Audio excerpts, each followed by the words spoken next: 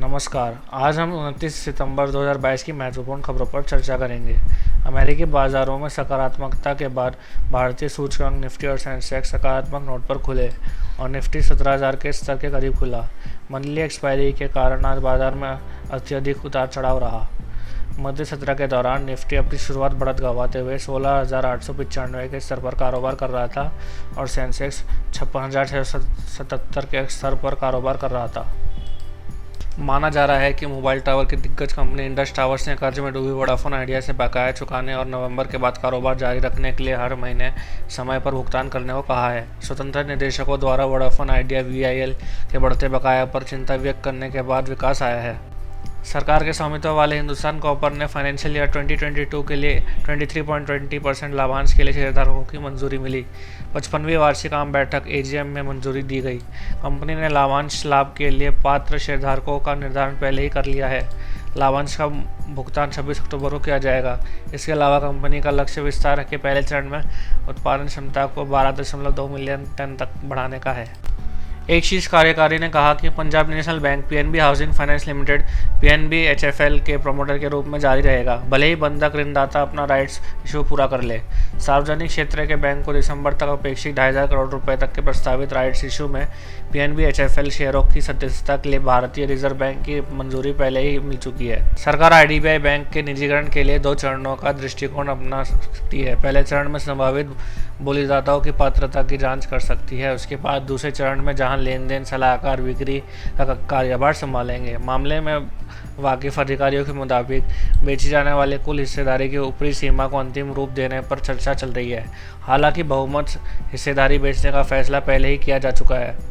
अब अरबपति गौतम अडानी के नेतृत्व वाली अडानी समूह द्वारा नियंत्रित अंबुजा सीमेंट्स ने बुधवार को कहा है कि उसने अपनी सहायक एसीसी लिमिटेड में 50% से अधिक हिस्सेदारी के लिए एनडीयू को कंपनी द्वारा लिए गए ऋण के लिए संपार्श्विक के रूप में बनाया है।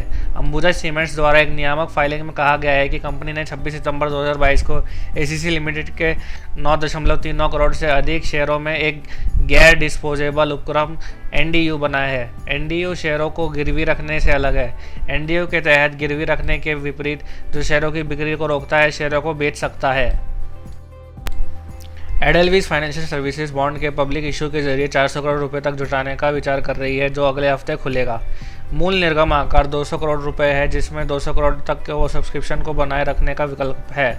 इशू के तहत कंपनी 1,000 रुपये प्रत्येक के अंकित मूल्य के सुरक्षित प्रतिदेय गैर परिवर्तनीय डिबेंचर एनसीडी जारी करेगी। यूक्रेन पर आक्रमण के बाद पश्चिमी देशों द्वारा रूस पर लगाए गए प्रतिबंधों की पृष्ठभूमि में राज्य के स्वामित्व वाला यूको बैंक रूस के गजप्रॉम बैंक के साथ एक विशेष वॉस्ट्रो खाता खोलने की प्रक्रिया में है, जो रुपए में व्यापार के निपटान के लिए है। यूको बैंक को एमडी और सीईओ सोमा शंकर प्रसाद ने बुधवार को पीटीआई भाषा को बताया।